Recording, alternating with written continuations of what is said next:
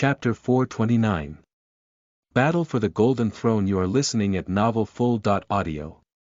The Golden Era started after the first member of a Red Lizard's clan gained wings when reaching the Sky Realm and becoming the first member of the dragon race. Because they were an evolved race, the dragons were stronger, faster, and more resistant than other races. Also, their children are already born with wings and a soul much more powerful than the usual. Then their people quickly overcome other races as they colonized entire worlds and became the most powerful race in the universe. But they were not really united, and each clan had its own objective goals. After more than 1,000 years without a united leadership, the first Dragon Emperor appeared. He had enough power and leadership skills to unite the dragon clans and created the Tiancong dynasty, also known as the Royal Dragon Clan. The first Dragon Emperor colonized the biggest world he could find and called it the Golden World. There, the dragon race evolved further, and the Dragon Emperor was one of the first people to reach the immortal realm. Everyone thought that the Dragon Emperor was truly immortal and would lead the dragon race forever. Almost all dragons were happy with that, but after a few years, some of them began to desire the Golden Throne. It was already challenging to rule a great race with several worlds alone, so that was even more complicated when some dragon clans started to rebel against the Royal Dragon Clan.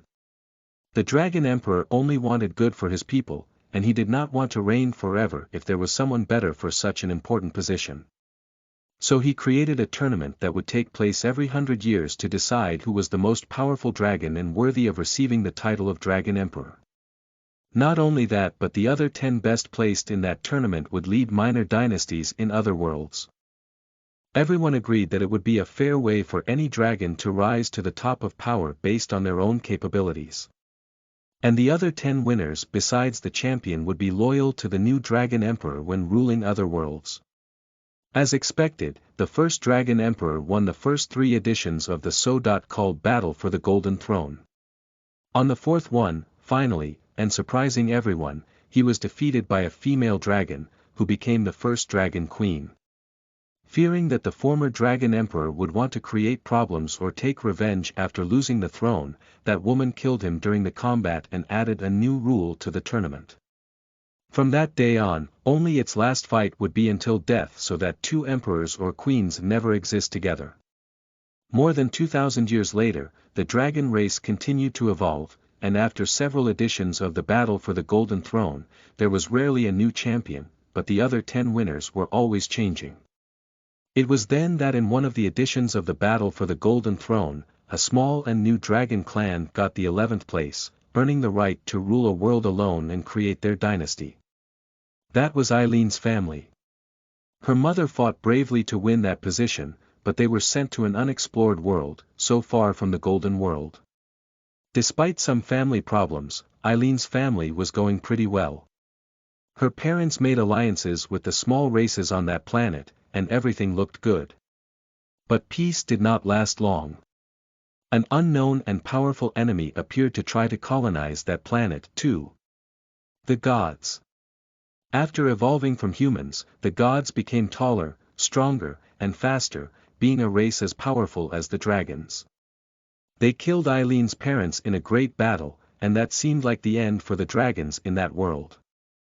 No one expected that the young Eileen, with only 16 years old, would take the lead of her people. But that is what she did. Surprising everyone, she started winning brutal and bloody battles at such a young age and quickly got the trust and respect of her people. Eileen grew stronger with each battle, and the dragons more confident in defeating the gods on that world. But even after almost 500 years, more and more gods continued to try to conquer that world. The year is 3996 of the Golden Era, thousands of years before Lucien's birth. However, somehow he is there, inside Eileen's body, reliving her memories personally. She is currently in a big and luxurious carriage along with a big man who looks at her with a gentle, loving, and proud expression like a father looking at his daughter. Lucien remembers that man. He is Garen, Eileen's protector and mentor. He is always beside her since her parents were alive, or rather since she was born. Such loyalty cannot be found everywhere, and Lucien can feel, along with Eileen, that he would die to save her without a second thought. While Garen smiles, Eileen doesn't seem to be in a good mood. As she looks out of the carriage window, Lucien sees strange winged creatures, similar to horses, but with scaly skin and horns, flying as they pull the carriage through the air. Do we really have to do this? Eileen asks in an upset tone. I mean, I was in the middle of a battle. You always are. Garen comments, and then, when he sees Eileen's angry look, he quickly regrets it. Well, killing our enemies is not bad. But. Not bad? She asks. Killing our enemies is the only thing that keeps our people alive. Those noble idiots know nothing about our war against the gods. Garen feels like slapping Eileen in the ass, but he can't hurt Queen's pride, so he just sighs. You still act like a child. Do you think I don't think like you? Did you forget that I have been fighting by your side for almost 500 years? Eileen makes a sorry expression. She is feared by thousands of people and highly respected by even more people as a fierce queen, but in front of Garen, even at 500 years old, she feels like a fragile young girl. I know. She says. I'm not saying you did something wrong. It's that. I just hate those idiot nobles.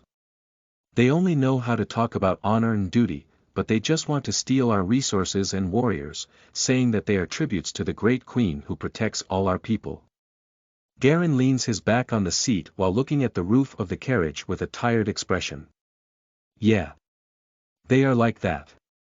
But this is our system, and we can't change that. Politics is a complicated thing that is part of any ruler's life. Can't you and Godric solve it for me? I could go back to the battlefield. Eileen looks at Garen with an imploring expression. He laughs. You love to fight, don't you? But there are some things we can't solve. You are our queen, and you have to face battles both on the battlefields and in the castle.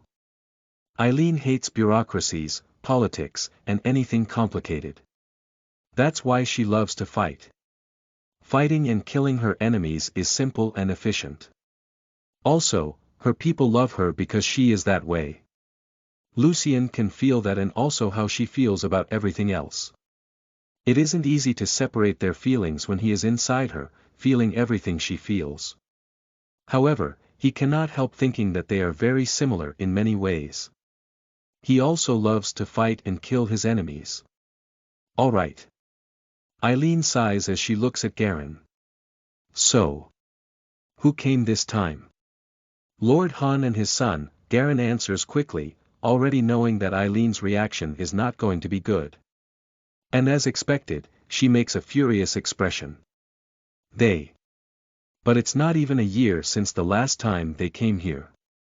They said it is an official matter of the utmost importance. Garen comments. Pfft. She makes a mocking sound. No matter what, if that shitty old man invites me to be his daughter-in-law again, I'll kill him and his pathetic son. Garen shakes his head. You remember that they are from the Dark Dragon Queen's family, right? The Dark Dragon Queen, a woman as powerful as cruel. She won the last battle for the Golden Throne almost 500 years ago while she was one of the first people to reach the cosmic realm. People of all other races get terrified just to hear her name, and even dragons are afraid of her.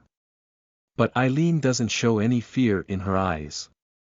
Lucien can feel that she doesn't fear any enemies, not even that scary woman. I would take her crown and kill her entire family so as not to become one of them. She speaks in a determined tone. Garen looks into Eileen's eyes silently for a few seconds. Then he starts to laugh. Ha ha ha. You as our great queen. That would be really fantastic. Let me think. What would your legendary title be? Dragon Queen of War. Eileen's eyes sparkle. I like that title. He smiles. Well, then it's decided. You just need to kill the strongest person in the universe in the next battle for the Golden Throne 4 years from now and become the Dragon Queen of War. She is not the strongest person in the universe. Eileen comments. Are you forgetting the primordials? Garen makes a suspicious expression. Do you have evidence that they exist? Have you seen any of them? I have seen the Dark Dragon Queen, and she is pretty real. Eileen shakes her head before looking through the carriage window again. After a few minutes, they reach the sky above a huge city. Lucien feels a good familiar feeling when looking at that city due to him being deeply connected to Eileen. He can even see the thousands of changes that have taken place in that city over the past 500 years and how it has grown under her incredible leadership. The carriage lands in front of an enormous castle before Eileen and Garen enter by its large iron gates. Dozens of servants approach them led by a charming and tall-winged male dragon. My queen. That dragon quickly kneels in front of Eileen while all the servants behind him do the same. Eileen smiles and helps him to get up. You don't have to be so formal, Godric. Garen smiles, and Godric, his son, also smiles while his eyes sparkle and his heart beat faster just because he is close to Eileen. But her next words hurt his feelings. After all, we are like siblings, he. She giggles while tapping Godric's back. He sighs and quickly stands with a straight back and a professional expression. How was the battle, my queen? Did our army kill many gods today? Eileen looks at Garen with an upset expression. I have no way of answering it because I had to leave in the middle of the battle. Come on. Garen sighs. Those gods were in a small and weak group. Our powerful warriors could handle them alone. Before Eileen says anything, Garen looks at his son with a concerned expression. What about our guests? Did they create problems? I kept them entertained. You know, I'm a good host. Godric smiles confidently. But then he looks at Eileen with a stern expression. I found out a few things about this official matter. What is it about? Garen quickly asks. We already talked about it. Godric can't help but show concern in his eyes as he looks at Eileen. This is about the next battle for the Golden Throne. Garen sighs while also looking at Eileen with a concerned expression. Yeah. You will have to participate in it and get a position in the top 10 before the champion to continue leading our dynasty. Eileen smiles confidently. Just the top 10. Weren't we just talking about how I'm going to become great queen? Precisely, the Dragon Queen of War. Chapter 430. Decision. You are listening at novelfull.audio. Battle for the Golden Throne. Those are the last words Lucien thinks with Eileen before he realizes that he is in his body again while looking at Helena's pleading expression. Behind Helena, he can see more than 4,000 angels trying to enter the barrier again. There is the portal that Agapius and many other Earth Realm angels are opening. Well, they are not creating a new portal but energizing the one that brought them to Argyrum. Lucien looks at the golden Naginata in his hands and realizes that he doesn't want to kill those angels, except for Agapius, of course. After reliving those memories of Eileen, he understood more about her intense desire to fight. He understands her because he also thinks that fighting his enemies is simple and efficient. He also hates complicated things, especially now that he knows that he and his family are involved in complex manipulations. The worst part is not knowing who his enemies and allies really are. Although he doesn't understand why the Golden Naginata makes him feel more powerful and excited to fight, he understands that those desires are already within him. It is like lust influencing him to be lustful. He doesn't do anything he doesn't want to, but he ends up being influenced to be more intense in his true nature. Another thing that Lucien can clearly see is that those visions are not only giving him answers but also helping him to understand his own feelings. It's as if a part of Alien is still alive inside the Naginata and showing me what her desire for me to know how to differentiate it from what I really want. He can't help but be thankful for Eileen, even without knowing if a part of her is really still alive.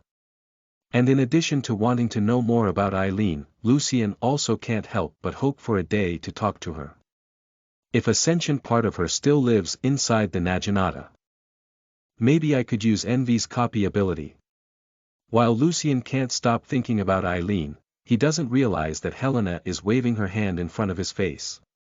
Lucien. Lucien. Are you listening to me? Another vision with Eileen. Lust asks in his mind. Yes.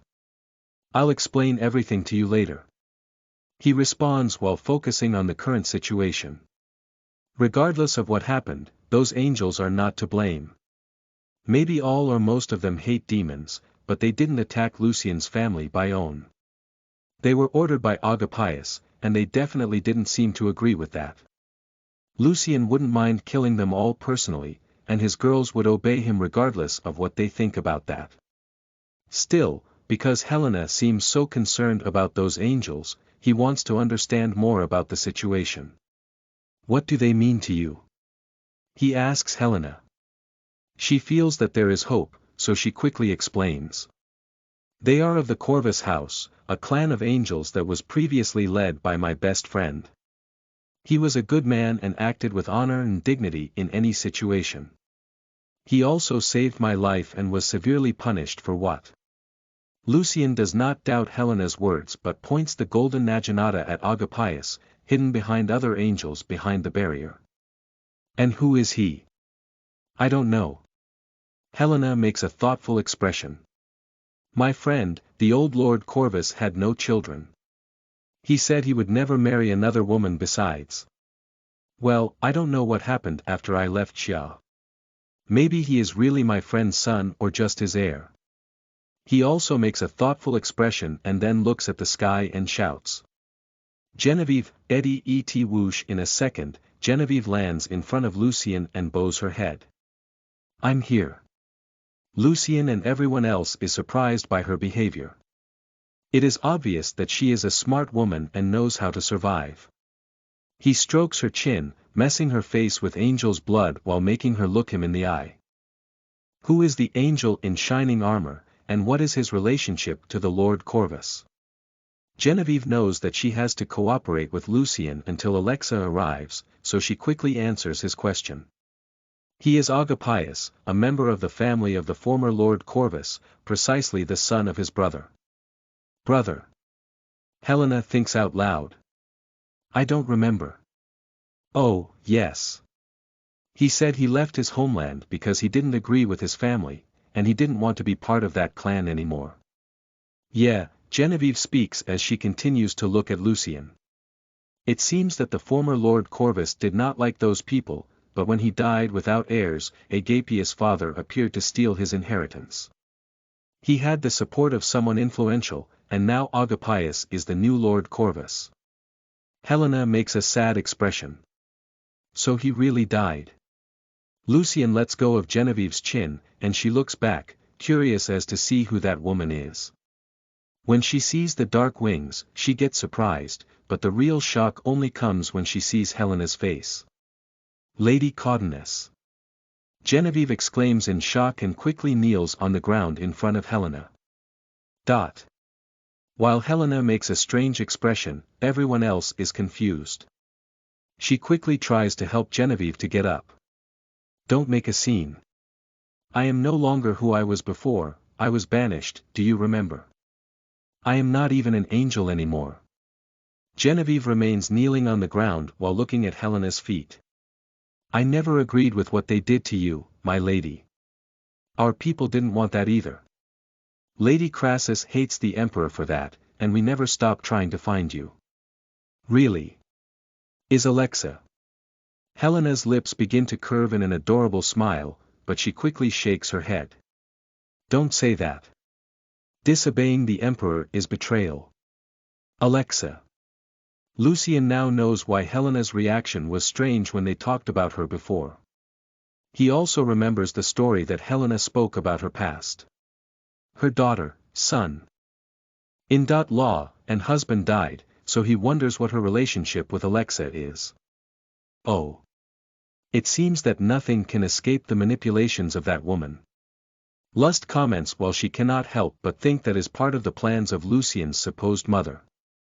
Helena looks at Lucian with that imploring expression that makes him want to hug and pamper her. I will explain everything to you as soon as possible, but now. Do not kill these angels, please. Look at them, they are no longer soldiers but terrified people who regret following a pathetic leader. What about Agapius? Lucian asks. I can't let him alive because he will certainly continue to try to hurt my family and me. Helena already hates Agapius. Yet, she can't forget that he is the nephew of her best friend. Everyone can see that Helena is about to ask Lucian to spare Agapius, which nobody there wants, especially Genevieve and the other angels. My lady. Genevieve speaks to Helena. Agapius is an infection that is destroying Corvus' house. The former Lord Corvus did not like that part of his family because he knew how bad they are. Helena understands that, after all, the former Lord Corvus was her best friend, and he had never talked about his family with her. And even though she doesn't want to see his family being destroyed, she knows that Lucian will not forgive Agapius after he tried to mess up with his women. All right. Helena looks at Lucian with a sad expression. You can do whatever you want with him, but spare the innocents, please. Innocent. Pride can no longer hear that in silence. The pathetic angels are slaves of the gods and do everything they order.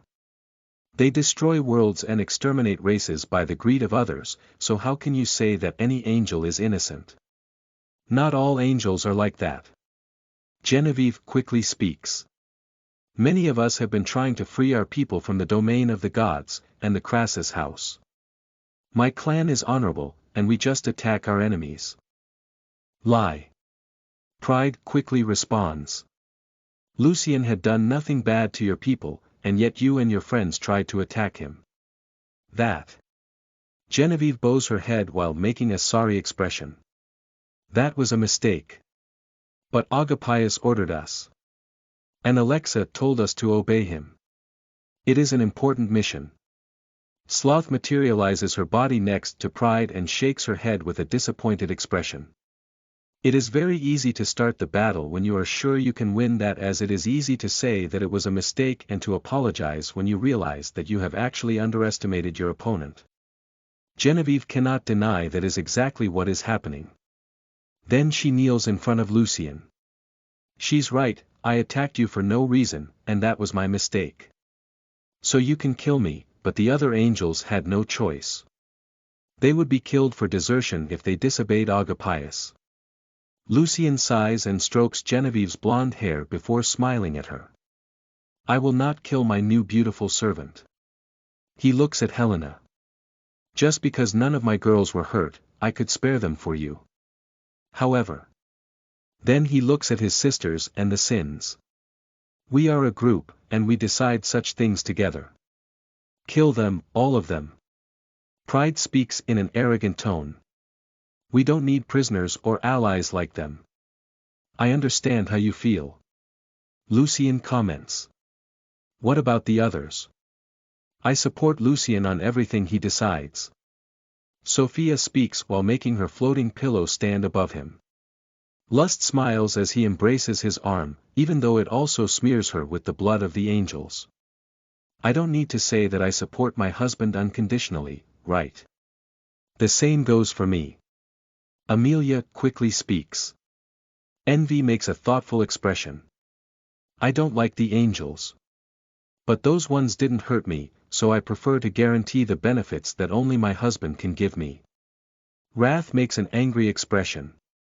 They are the fucking gods' dogs. And they just attacked us, so we must kill them all, as Pride said. They tried to hurt my little brother. Donna does an upset expression, but then she notices Helena's pleading look, and her heart goes limp. But Helena is our friend, and nobody in our group got hurt. I don't know what to think about that. Lucian approaches Donna and hugs her. It's all right, sis. I'm fine, and you don't have to decide such things if you don't want to. This is weakness. Wrath spits on the ground while Pride shakes her head. I haven't put you in your place yet. Lucian looks at Wrath with a sharp expression. But now is not the time for that. Helena looks at Donna with a kind expression. Thank you for not agreeing to this massacre.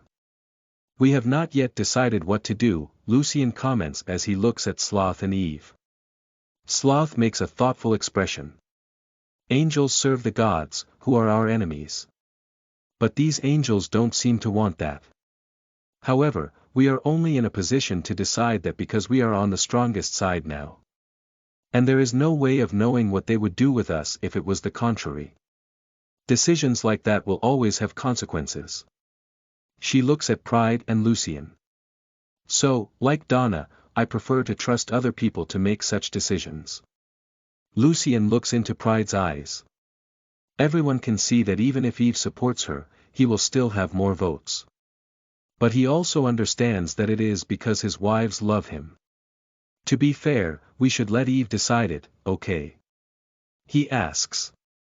Pride is happy that Lucian does not use the love of his wives to decide that. She admires him more and more, but she won't show that, of course. She also likes the fact that he has his own thoughts about things and doesn't change his mind just because others don't agree with that. Seems fair. She talks in her usual arrogant tone. It doesn't seem fair with me, Eve comments as she rolls her eyes. Chapter 431. A colorful gem versus the devil. You are listening at novelfull.audio. While Lucian, Pride, and everyone else waits for Eve's answer, she is confused. Won't Agapius escape if we keep discussing these things? He still needs at least half an hour to power that portal. Sloth responds.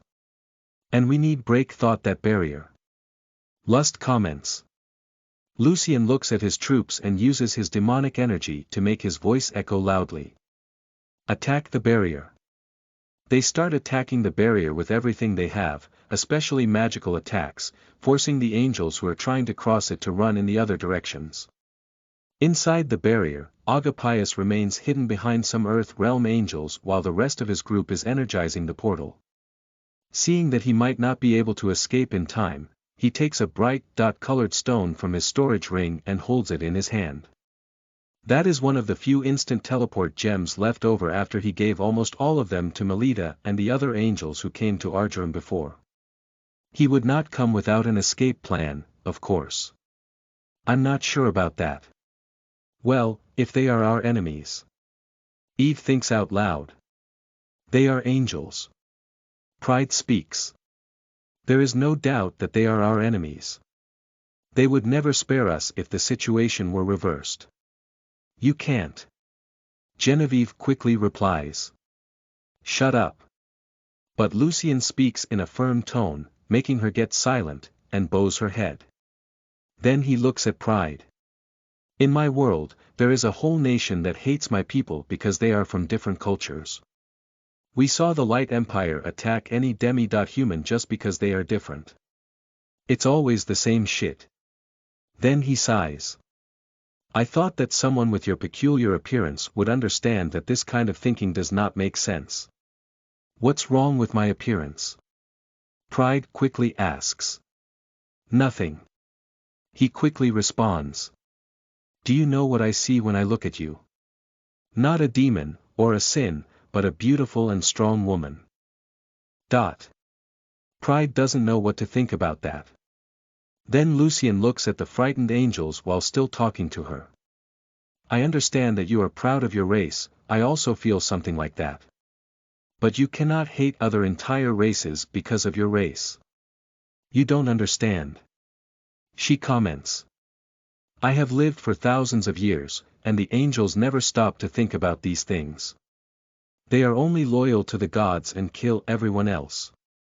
Why should we spare them after they attack us? I get it. He looks at her again. But those angels. Maybe not all of them are like that. They're just scared men and women. And I'm sure not all of them are exactly loyal to the gods. Pride doesn't say anything and just shakes her head with an expression of denial. Then Lucian looks at Eve. I'm not telling us to surrender or stop killing our enemies. I just think we need to understand more about the current situation, especially about the angel called Alexa.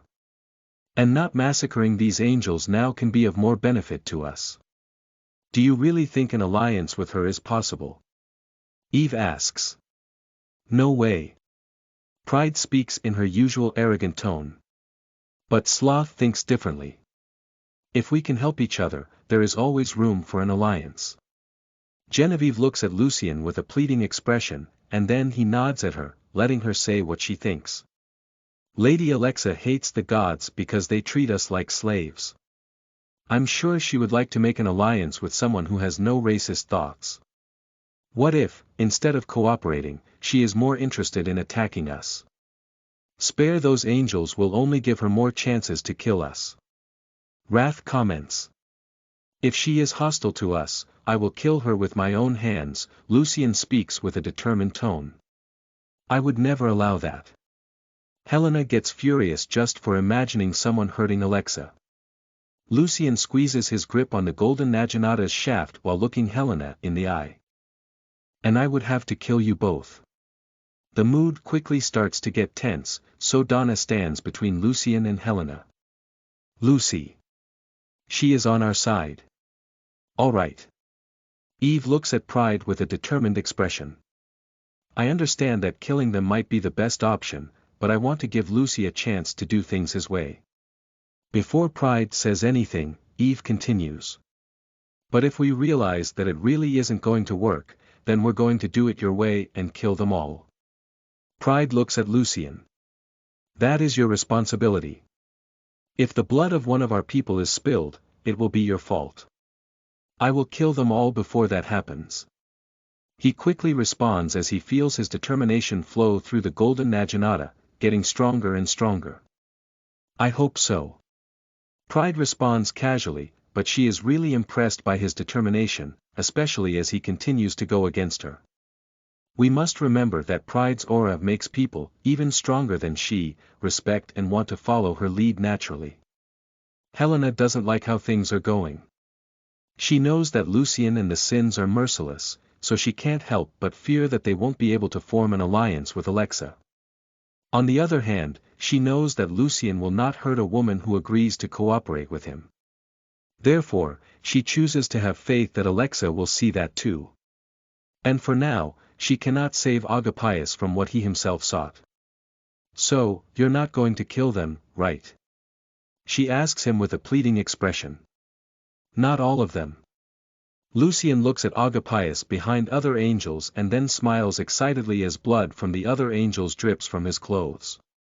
Bam bam bam bam boom crack. The girl's magical attacks start to crack the barrier, shocking Agapius, and the other angels.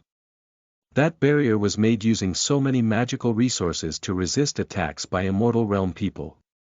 Still, it is quickly being destroyed by dozens of Mortal Realm women and some Earth Realm ones. No, no, no, no. Agapius starts to shake with fear even though he has an instant teleport gem in his hand.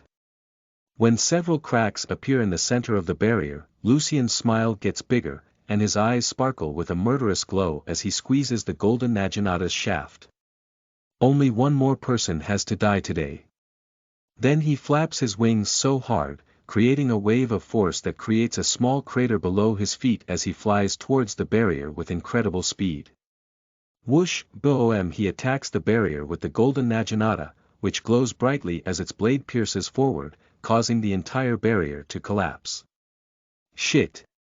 Agapius quickly smashes the instant teleport gem while closing his eyes and imagining his bedroom in his castle. Using so much demonic energy and being so excited to kill, Lucien sees everything in slow motion as his senses are more boosted than ever. As he flies towards Agapius, he sees the angel's body becoming translucent and rising towards the sky. In those hundredths of a second, even Lus doesn't have time to explain to him that Agapius may be using an instant teleport gem. But it is evident that he is escaping, and that leaves Lucien upset. Agapius had the audacity to say that he was not a good man for his wives and still threatened to harm them. That kind of thing cannot go unpunished. And seeing that his enemy is about to escape, Lucien extracts each particle of demonic energy into his body and also all his remaining wind mana, boosting his speed more than ever before. While activating the instant teleport gem, Agapius feels an instinctive fear growing inside his soul, freezing his spine. He can already visualize the floor of his bedroom while his body is becoming just colored energy, but something seems really wrong. Lucien sees Agapius' body in the middle of that colorful energy, flying out of Argyrum. Then he flies upwards too, at such an unbelievable speed that a fissure opens in the ground above where he passes. Even so, it looks like he is not going to reach the angel. After all, Agapius is using an extremely rare and impressive artifact. Still, Lucien does not give up and forces his body to the limit. At that moment, only Pride can follow his movements with the eyes. She is really impressed with that speed, which even immortal realm people could not easily reach. What everyone else sees is Agapius' body turning a colorful light and fading into the sky while Lucien, in the form of a purple blur, follows him. For half of them, it is impossible for Lucien to reach Agapius, but his troops and wives do not think that way.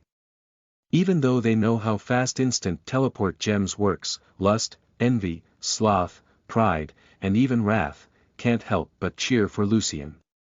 But he realizes that not even forcing his body beyond the limits, he will reach Agapius. And when he starts to be frustrated, a vision of the golden gate in his soul appears in his mind. The golden naginata in his hand shines like a sun, blinding everyone except him and Pride.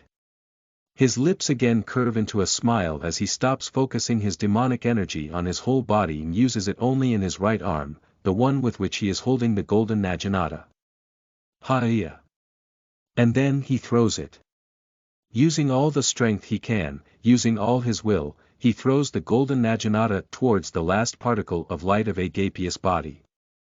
Whoosh, the golden naginata cuts through the air with even greater speed than Lucien's. And while its brightness competes directly with that of the sun, everyone below feels a powerful aura forcing them down. Even Lucien's group is afraid of that powerful aura. Except for Pride, of course. She smiles while that dominant and arrogant energy is like the best food for her. And for Agapius, that is even more frightening than for the angels who are watching from afar.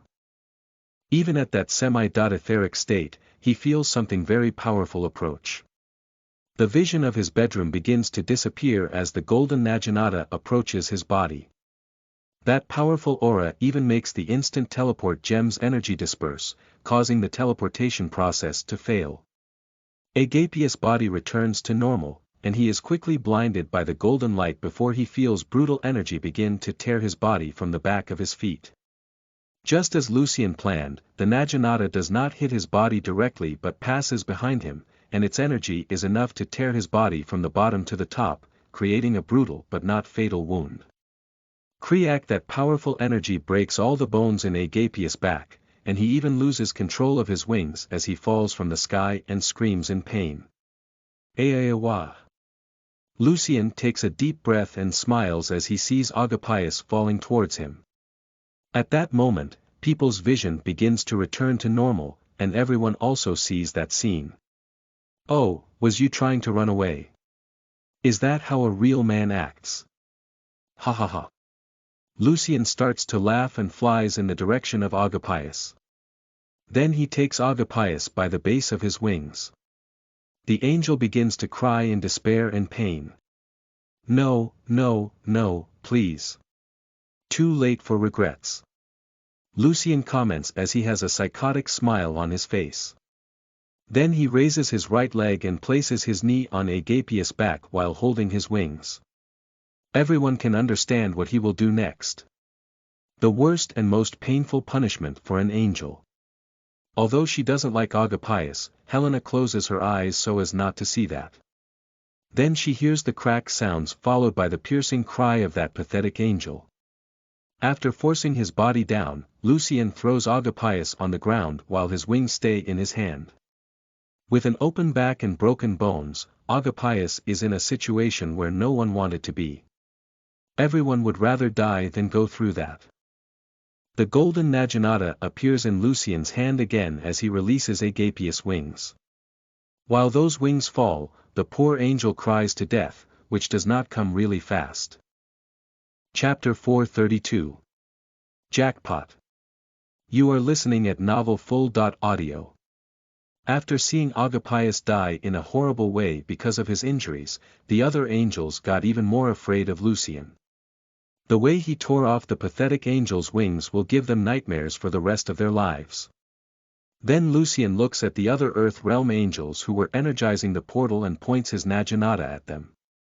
Do you also want to die? Those angels quickly kneel on the ground and begin to beg for their lives. Please, don't kill us. Lucian sighs and flies to his group, landing in front of Helena. You must keep them under control until we decide what to do with them. All right. Helena quickly nods. She is happy that he did not kill them all, but she knows that it is not over yet. Can I give the dead a simple funeral? He nods at her and then looks at Eve in pride. I have to take a bath. Can we talk in an hour? Sure. Eve nods. Relax as long as you need to, we'll clean up this mess. He smiles at her and then opens the purple world portal as Sophia quickly stands beside him. I'm going to wash you. Me too. Amelia quickly gets on the other side of him. Lucian's other wives also get ready to enter the portal. They just fought a few minutes, but it was enough for them to be covered in blood, at least the girls who fight in close combat styles. Eve, Helena, and Genevieve organize the angels and explain to them that now their lives are in Lucian's hands while his troops prepare an improvised camp to take a break. The vanguard of the troops fought the angels, and the mages made a significant effort to destroy the barrier. The other women sit at a large stone table that Daisy creates. Rose is especially excited to talk to her mother about the fight against the Sky Realm angels. Lucian makes the portal takes them directly to the main bathroom of his house. Once there, he realizes that the large pool is already filled with hot water and fragrant soap, everything prepared by Kara and Little Co for him. He can't help wanting to reward them more and more, especially the cute maid, for all her hard work. And her 16th birthday will be in 4 days, so he will do something special for her. He dematerializes his clothes and places the ghost lady on the floor beside the pool. And just then, does he realize that he is still holding the golden Naginata. You don't need it right now. Lust whispers as she strokes his cock. Lucian looks at the Naginata with a thoughtful expression. I have never felt so powerful. I know it's also because of her. Soul Weapons has such properties. Lust responds. But I don't feel that way when I hold my katana. He thinks out loud. She quickly explains. Soul weapons are linked to our soul, so your katana still has a lot to evolve along with your soul until it becomes really powerful. This Naginata, on the other hand, was made from Eileen's soul when she was in her peak. I see. He speaks as he places the golden Naginata next to the ghost lady on the floor near the pool. Not for the power, but he wants to be near to Eileen's soul as he feels increasingly close to her. Then Lucian enters the hot water pool with his girls. Sophia and Amelia quickly pick up sponges and soap to wash his body, making the other girls jealous. Amelia focuses on washing his hair while Sophia begins to wash his skin. Lucian feels really great with their delicate touches and the very hot water. Then Lust materializes her body in front of Lucian and begins to wash his groin. As soon as she washes all the blood and dirt from his body, she smiles lewdly at him. I don't think I washed this part well. She says while stroking his hard cock in the hot water. Then she dives into the pool. Ah! Lucian closes his eyes and relaxes while Lust washes his cock with her mouth. Her throat is hotter than the water, and he feels like his cock is melting inside her mouth. The other girls realize that Lust is having fun and quickly approach him to have fun too. When he realizes it, Amelia is already kissing his lips while Sophia kisses his chest, and the pool water starts to smell like the girls' love juices. In the normal world, only an hour has passed, but that time was 3 times longer in the purple world, allowing Lucian and his girls to have a really pleasant bath. Then, except for some girls who stayed in the purple world, like Mia, Arya, Ella, and others, they went back to Argyrim. That battlefield is still destroyed since the first battle against the angels, but the dead are being burned at big ceremonial bonfires while the other angels pay respect to their dead friends. At 300 meters away from that area, Lucien's troops are resting in an improvised camp while the other women are at a new large stone table built by Daisy near the trees. Eve smiles at Lucien when she sees him return from the purple world. And Donna smiles at Angela as she brings a tray of food for her, Eve, and Helena, because Daisy, Rose, and the Sins don't really like food. Lucien takes an apple from the tray and tosses it to Genevieve as he sits at the stone table. So, things seem to be going pretty well. We burned the bodies and took everything of value they had. Eve comments. The soldiers didn't have much, but the leader and those 3 Sky Realm angels had so many treasures and resources in their storage rings. Helena does not show reactions to those words, but Genevieve cannot prevent her expression from getting upset. Lucien notices that and looks at her. Do you have something to say? Genevieve thinks about complaining. After all, those 3 Sky Realm angels were her friends. Still, she replies to Lucien in a respectful tone. They searched for their deaths by attacking your group. I also attacked you, and I'm grateful that you spared me. I spared those angels because of Helena. However, I didn't spare you for mercifulness, but because you will serve me from now on. He looks at her with a rigid expression. I understand, Genevieve speaks in a serving tone. She is confused to see Lucien act so lovingly with his woman but still seem to be so ruthless at other times. Envy rolls her eyes. We still must put a soul mark on her. That soul mark she is talking about is not a mark like the contract tattoo that Lucien and the Sins can make, but a slave mark superior to the dark mark. Daisy could make a soul mark because she is a Sky Realm mage and have vast knowledge. I don't like slavery. Lucien makes a thoughtful expression. If she doesn't obey me, I'll kill her, simple like that. This is very different from slavery. Genevieve comments in a very low and sarcastic tone. Ednel.co He makes a fake upset expression. Did you say something? She makes a sorry expression. I asked if I must call you master. Only when you deserve it. He chuckles. Pride rolls her eyes as Eve smiles and continues to explain the situation to Lucien. We tried to recover the resources that those angels were using to energize the portal, but we were not very lucky with that. Sloth continues. Those angels had already started to extract energy from those resources, mainly light magic crystals, so there was no way to stop that process. But, the portal was not finished because that energy flowed away when you used the golden Naginata. Its energy is similar to that of pride, and it forces any other energy away. Yet. She smiles. That energy remains near this area, on land, trees, and air. It will not only influence this place in unpredictable ways, but it will also make any portal here more efficient. How much more efficient? Lucien asks. Sloth responds in her usual slow tone.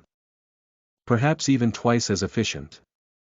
With the resources we get from those Sky Realm angels, you can now take all your troops to your homeworld, and we haven't even taken the life crystals from that mine yet. Great. He smiles, while his sisters can't help but think about their mothers. Does that mean we could go home now? Donna asks. Eve shakes her head. It's still too early for that. We need a lot more power. We also need to find Naomi and Claire and resolve the issues with the Bloody Rose. Lucien comments. As soon as we get together, we should go to the Blue Star look for the Phoenix. Yes. Eve nods and then makes a concerned expression. I don't like to leave our sisters walking around alone, especially with these angels coming here. I am also concerned with them, Lucien comments and then looks at Genevieve and Helena. But before we go looking for them, we need to understand more about the angel called Alexa. Genevieve understands that it can quickly become a torture session, so she doesn't try to hide anything. Lady Alexa would have come to here immediately after she found out that you guys took her personal assistant and the cursed sword she is looking for. But there are spies of the Emperor watching her all the time, so she is preparing to leave Xia without drawing too much attention, while Agapius should ensure that your group does not run away before she arrives. She explains. Lucien makes a mocking expression. It looks like she doesn't know who to trust on. Genevieve gets upset. There was no way for Lady Alexa to know that there are such powerful demons in this inferior world. Anyway. He takes an apple from the fruit tray and bites it. How long do we have until she gets here? 2 or 3 days. Genevieve quickly responds. She takes very good care of her servants, and she very much wants the cursed sword to help our people. Lucien puts the ghost lady on the table, and the silver blade trembles, showing a high desire to return to the scabbard on his belt. She doesn't seem to want to get away from her master. He comments as he smiles provocatively at Genevieve. Genevieve makes a confused expression. Cursed weapons are made with fragments of souls, so they have personality. Lust explains. Genevieve still has doubts. And how do you know that her personality is feminine? Envy laugh. Just watch how excitedly she shakes when Lucien touches her hilt. While the other girls giggles, Lucien explains. We know a little about her past, but in any case, I will discuss that with Alexa personally. For sure. Genevieve nods. It would also be good for the negotiations if Lady Alexa's assistant is alive. I can bring June here in less than an hour, Eve suggests. Lucien nods. Yes, that will be good. But as we have a few days until Alexa arrives, I also think we can look for our sisters in that meantime. What do you suggest? Eve asks him. He looks at Sloth and Daisy. How long you need to make a portal to the moon? It is not too far. Sloth comments. Daisy nods. And we have a lot of resources. So we can make the portal in an hour. But it will take several hours to get someone to the moon. I should go after I take June. Eve comments. Lucien makes a thoughtful expression. I was thinking of going since I can take more people in my soul without spending more resources on the portal. Eve smiles at him. I think you better stay to wait for Alexa.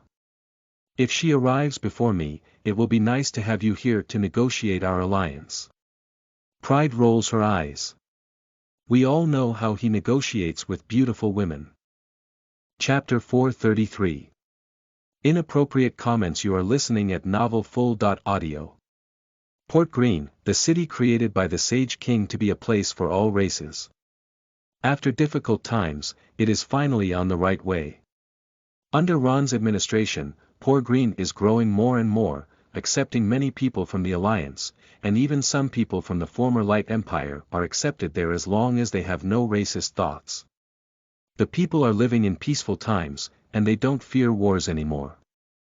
And even though everyone agrees that Ron is an excellent administrator, everyone knows that the reason for such a good time is Lucien, Cassidy, and the famous Queen Eve.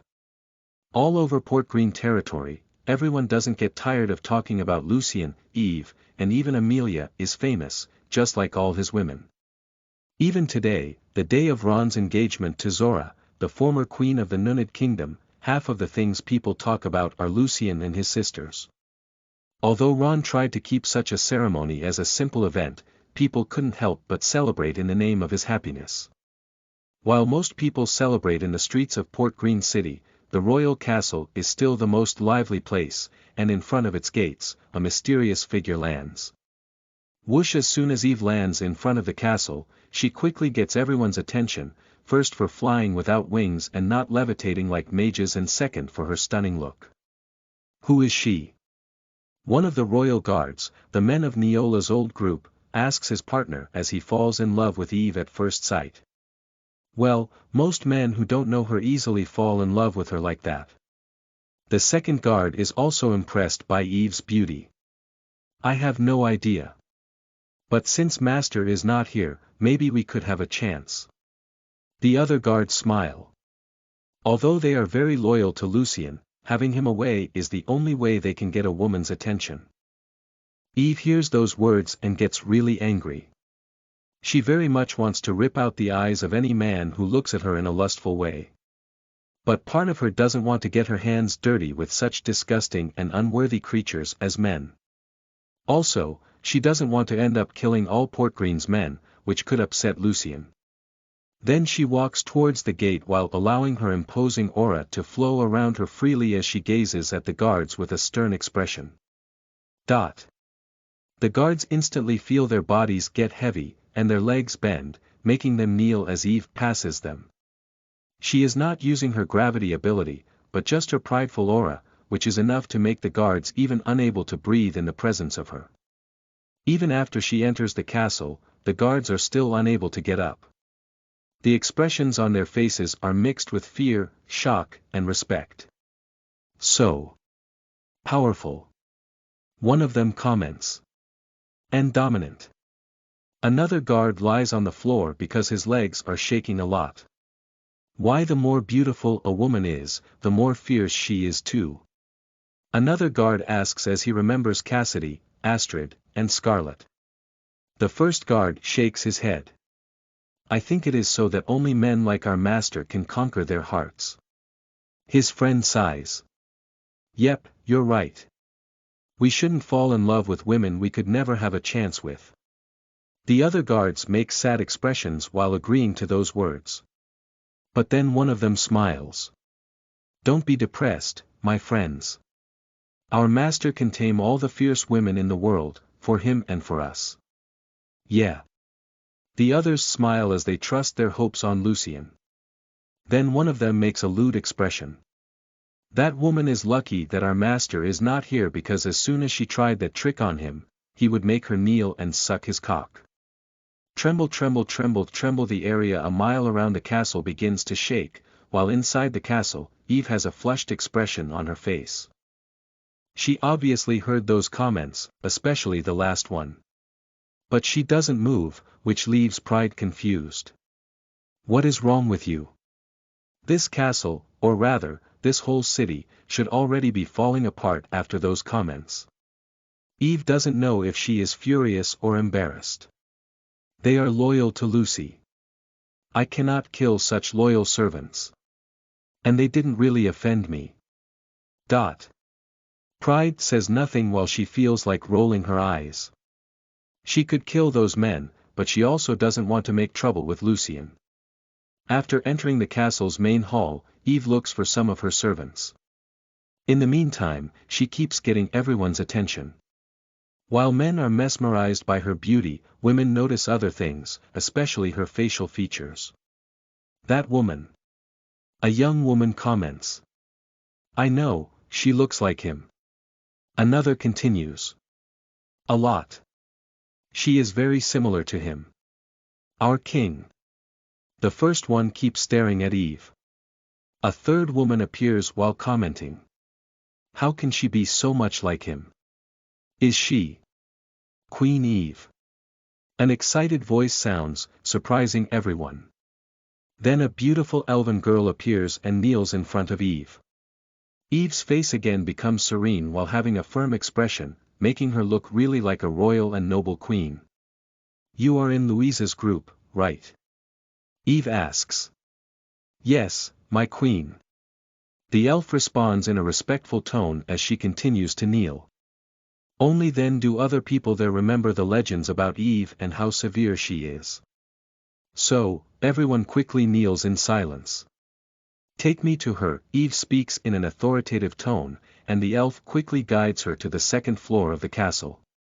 Even after she leaves that place, the other people are still kneeling. They can still feel Eve's aura, making them respect and admire her. She is so cool. One of the servants comments while she is now sure that Eve is Lucien's sister. The elf takes Eve to a huge hall on the second floor, where she sees several people having lunch. Among those people, she sees Louise and Sabrina talking to a middle-aged couple. Queen Eve. Sabrina, the bear-girl of Lucien's troops, has the same reaction as the elf when she sees Eve quickly kneeling on the floor in front of her. Louise also kneels, as does everyone else in that hall. Eve smiles at her loyal servants and walks over to Louise after stroking Sabrina's round ears. "You seem to be enjoying the time here," Eve comments. "The hospitality of the people here is excellent, but..." Louise smiles at Eve. "Nothing is better than being beside my queen, serving her the best I can." Eve smiles back at Louise. "I know. But I needed you here, and now. Well, you can't come with me right now, but you can join Lucy's group." Sabrina's eyes sparkle when she hears Eve talk about Lucien. Ron and Zora also recognize his name despite Eve speaking it in her affectionate manner. "Aren't our troops following you, my queen?" Louise asks. Eve shakes her head. "Send half of them back to the Alliance, and the other half stay here." "Yes, my queen," Louise responds and then looks at Ron and Zora. "My queen. Do you remember Ron? He's King Lucien's right-hand man, and this is his fiancée." Eve looks at Ron and Zora with a neutral expression. She knows that Ron is Lucien's most loyal male servant, but she can only see a man, which she really doesn't like, and an unfamiliar woman in front of her. Yet, she also knows about Ron's relationship with Angela and Kara. So Eve tries not to look so hostile. "You are Kara's uncle, right?" Still kneeling, Ron nods and speaks respectfully. "Yes, my queen. If you allow this humble servant to ask, how is the little brat?" "She is fine," Eve quickly answers. After getting to know Ron better, Louise also thinks he is a good person, unlike most men, so she tries to help him. "My queen. Ron and Zora are working very hard for the sake of the kingdom and how they are going to get married. Well, it would be great if your majesty and the king could attend their ceremony." Eve looks at Ron with an inquiring expression. He quickly explains. "My queen. King Lucien had some problems in the Nunid kingdom before, but everything has been resolved, and Zora has always cooperated with us.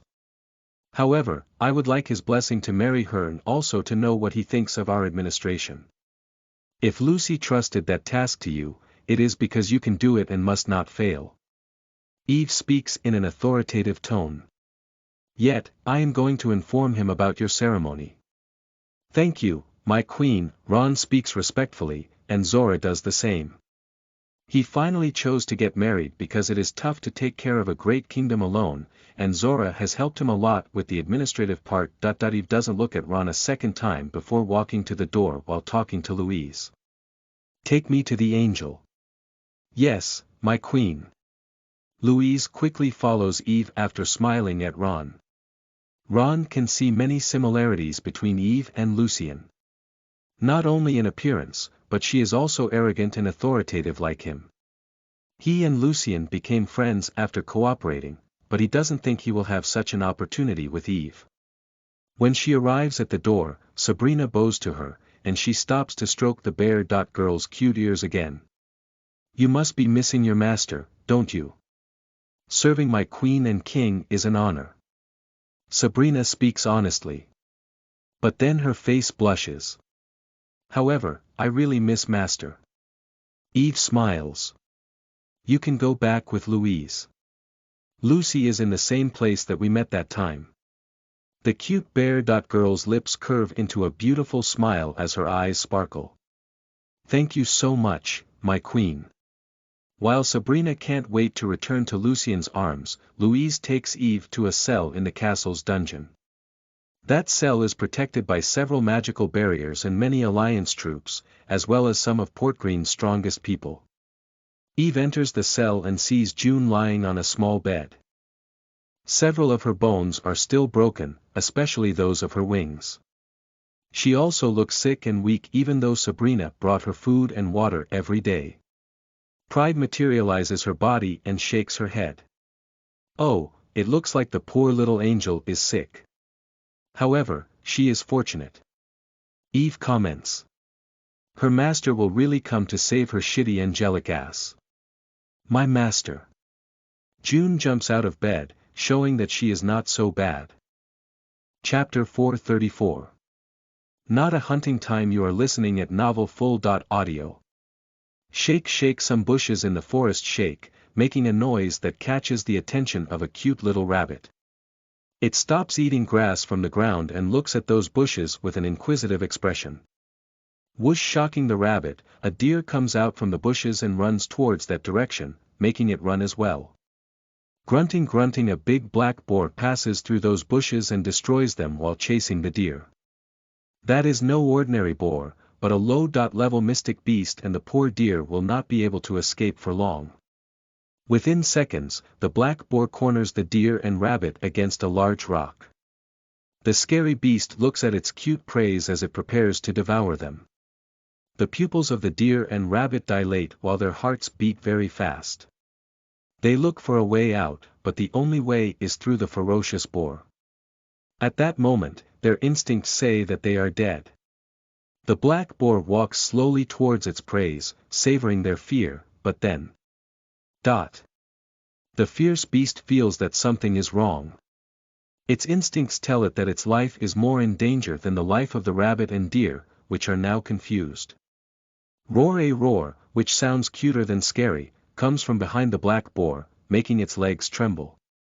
The beast prepares to flee, but a white figure swiftly jumps from the bushes and attacks it. A small tigress, approximately 1 meter long and 60 centimeters high, is less than half the size of the black boar but kills it on the spot by cutting its neck with her cute white fangs. The boar's blood splashes everywhere, covering little Ko's body as she finishes rip off its head in a wild way. The deer and rabbit are both frightened and shocked by that scene. Despite knowing that even without being an adult, Ko is still a scary predator to them, they don't understand how she killed the black boar so quickly. Yet, they are also in doubt about whether they will end up like that boar or live. While they see Ko brutalize the body of that beast, the deer and rabbit, still cornered, do not dare approach the fierce little tigress to try to escape. As soon as she notices her watchers, little Ko looks at the rabbit and deer with a confused expression. She doesn't understand why they are there, standing in shock. She just saved their lives and would not attack them with a much bigger prey under her fangs. Meow. She tries to speak, but as she is in the tigress form, only an adorable sound comes out of her mouth, shocking the rabbit and deer even more. And when the rabbit and deer think the situation can't get any more bizarre, they hear another roar. Roar, however, that is not a cute and immature roar like that of little Ko, but a powerful roar of a frightening and murderous beast. Whoosh! From the bushes, the big mama tigress jumps, passing over little Ko, the rabbit, the deer, and even the big rock. She seems to be flying while everyone tries to keep their eyes on her. Being ignored by the little tigress was strange, but for the rabbit and the deer, also being ignored by Oya makes them even more shocked and confused. What could make such a predator ignore weak and cornered prey like them? Only an even more frightening predator could do that. Whoosh! From behind the trees, a mysterious figure flies at super speed toward Oya. It's Lucien, of course. And he catches her in the air before they roll over that big rock. As they roll, Oya's body changes from tigress to demi-human form. Then they fall off the rock and keep rolling until they stop beside the rabbit and deer. I caught you. Lucien smiles as he rubs his nose on Oya's. Master caught Oya. She says while she can't stop smiling excitedly.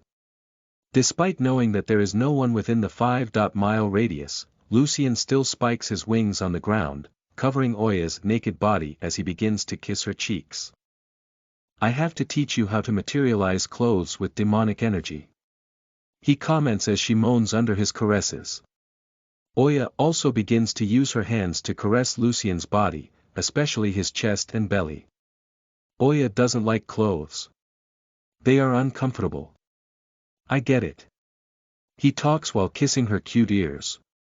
But Oya doesn't want other men to enjoy seeing her naked body, right? Oya quickly responds. Oya's body is only for master to enjoy. Lucien smiles and kisses her lips. So you have to get used to wearing clothes when you are in demi-human form. And while in tigress form, the fur covers your skin. Well, maybe a battle armor is also a good idea. Battle armor? Oya asks as she still doesn't know many words. Yes. He starts to kiss her shoulders and neck. It is something to protect your body when you fight strong enemies. More clothes. Oya tries to contain her moans, but her body feels great while Lucien kisses and caresses her. Still. Oya doesn't really like clothes. Lucien continues kissing Oya's body down and reaches on her beautiful huge breasts. Then he starts licking and teasing her nipples. But Oya likes to reward, right? If Oya wears clothes, I will give Oya many rewards. Oya will wear a lot of clothes. The smart tigress quickly responds as she hugs Lucien's neck and wraps her legs around his waist. Ha ha ha. Lucien can't hold his laugh when Oya makes such a determined and cute expression. He starts kissing her whole body, making her feel tickle and laugh too. Meanwhile, little Ko continues to devour the meat of the black boar as the rabbit and deer do not know what to do. After kissing Oya to the content of his heart, Lucien lies on his back on the ground while the beautiful mama tigress lies on his chest, and they watch little Ko. You both are so precious, my dears. While seeing little Ko covered in blood, chewing the bones of the black boar, Lucien feels peace. She looks so happy as she acts according to her nature. He starts to think about his future children and wishes they can be like Ko. Free and happy. No matter what they are going to be like, he will do everything for their sake.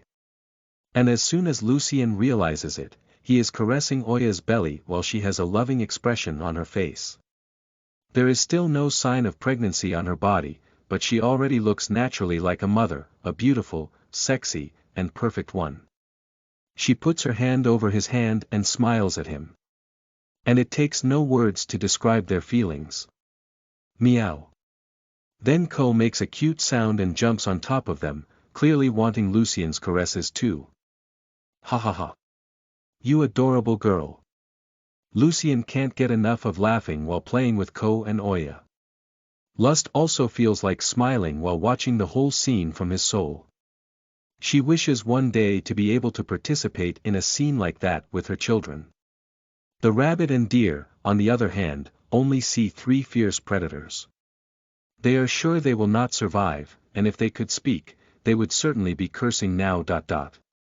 After spending a little more than an hour in the forest playing, Lucien, Oya, and Ko return to the group. He approaches the big stone table carrying what was left of the black bear, as well as a deer and a rabbit. Was that all you got? Donna asks, looking confused. After so long hunting, I thought you were going to bring food to all the troops. He places the meat on the table while shaking his head. I said I was going to hunt, which means spending some time with my beautiful pair of tigresses and not getting food for you. And only now do you explain. She sighs as her stomach makes strange sounds. Angela pats Donna's head. It's all right, starving girl. I'm sure we can make a lot of food out of this meat, and the troops can hunt their own food. While Arya nods, Kara approaches the table to pick up the meat and speaks in an excited and friendly tone. Yeah, we will make a feast for you, my lady. Donna hugs the cute Kara tightly. You girls are so nice. I don't understand how you accepted being wives of this ungrateful brother of mine. He he he. Kara giggles while looking at Lucien with a naughty expression. You know, he sent me to sleep with the dogs when we first met. I was really sad. What? Donna looks at Lucien with an angry expression. I can't believe you were so rude to this lovely little girl. That was a misunderstanding. I already apologized to her. Lucien starts to explain, but Donna materializes her red axe and runs towards him while her eyes look like fireballs, burning with anger. Whoosh! Lucien flies into the sky to prevent Donna from destroying their improvised camp. But she doesn't give up and starts throwing her axe at him and re-materializing it in her hands to throw again. The other girls start laughing, especially Wrath, as that is great training for Donna. Even Lucien's troops and the angels stop to watch that funny scene of him trying to dodge Donna's axe in the sky. Arya tries to take the meat to start cooking, but Sloth materializes her body beside the table and begins to analyze that meat. I feel a lot of energy in this meat. I think these animals were close to here when Lucien dissipated the energy from that portal, as part of that energy entering the body of these animals. She thinks out loud. Is this a good thing? Amelia asks. Before Sloth takes another 5 minutes to explain, Daisy speaks first. Yep. It makes those who eat this meat absorb part of that energy, getting stronger. Oh, this is incredible. Amelia makes a thoughtful expression. So that's why we ate so much mystic beast meat in the mountain fortress. Sophia shakes her head and rolls her eyes. Eve explained it to us, dumbass. But you never heard anything because you just wanted to care about swinging your stupid little swords. Amelia makes a regretful expression. Ahem. Daisy draws the attention of the other girls by making a sound with her throat to prevent the mood from getting weird. Well, this patrician is very commonly used by powerful families and clans to strengthen their members. But that process has varying effectiveness. Sloth comments. For it to be really significant, the meat has to be of high power level mystic beasts, and the type of energy also influences people in different ways, mainly according to their elemental affinity. Some girls are really interested in that subject, and Astrid makes a thoughtful expression. So should we hunt powerful mystic beasts like those mutant sharks to eat their meat? Sloth nods. Powerful mystic beasts are very rare in inferior worlds like this, but in medium and superior worlds, they are quite common, so it is best to don't miss the ones you find here. Wrath looks at the forest. Although there are no powerful mystic beasts near here, this forest must be full of normal beasts but charged with that portal energy. Sloth nods again. Yes. And although it is not nearly equal to Lucien's energy, that meat can be very beneficial to the troops and women who don't have sex with him. Upon hearing those words, Oya's eyes sparkle with expectation. Oya really likes to hunt. The girls roll their eyes while envy smiles at Oya. We all know what you like, lewd tigress. And that's not hunting. Chapter 435. The Sad Life of a Poor Angel, 1/2, you are listening at novelfull.audio. While Lucien's wives have fun cooking, Helena and Genevieve return to the stone table after checking the angels. Then Eve comes down from the sky and tosses June on the ground. June. Genevieve quickly helps June to get up. What is? June's mind is very confused due to the high speed that Eve flew with her. The poor angel is also very hurt, and she takes a few seconds to recognize her friend. Genevieve. June is even more confused when she recognizes her friend. She remembers Eve talking about her master coming, and now she is sure that was true. While the angels talk, Eve walks over to Lucien. Your friend is going to get married, and he asked you to attend the ceremony. Ron. Lucien asks, and as soon as Eve nods, he smiles. Oh, I'm going to visit him before we go to Daisy's house. Also, Louise and Sabrina will be coming here soon. Eve winks at Elsie. Then she looks around. What about the portal? It's ready, Daisy responds as she points to an enchantment on the ground. Eve nods and looks at Lucien. We shouldn't waste any time then. The sooner I go, the sooner I get back with our sisters. Are you sure this is the best way? He asks. She smiles at him. Yeah. I can find them quickly while you take care of everything here. I'll go with you. Daisy comments. To make the portal back while you look for your sisters. Eve nods and then hugs Amelia, Sophia, and Donna while Daisy says goodbye to Rose.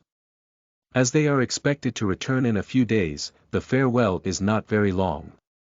They stand in front of the enchantment, and Daisy begins to activate the portal, creating a vertical surface with a watery texture. Eve looks at Lucien with a loving expression and caresses his hand. I know you will take good care of everyone, so I just want to say that I am proud of you for being so strong for us. He smiles at her while also stroking her hand with his fingers. Come back soon with our sisters so that we can all be together. She smiles and enters the portal after reluctantly releasing his hand. Daisy also smiles at Lucien before following Eve. But then pride materializes her body in front of him, and I look him in the eye. Don't turn the little bitch of the angels before I get back, or you will lose the respect I have for you. Damn. Wrath punches the stone table while pride dematerializes her body, returning to Eve's soul. Lucien smiles provocatively at Wrath. He knows that she is jealous of him, and envy loves that. The portal closes after Daisy and Eve go through it. Meanwhile, Helena and Genevieve are very concerned about June's injuries. Helena looks at Sophia with a pleading expression. Please, help her. Just a little, she is just a young girl. Sophia looks at Lucien, clearly asking his opinion about that. He nods, and she approaches June before putting her hands on her body and using her healing skills.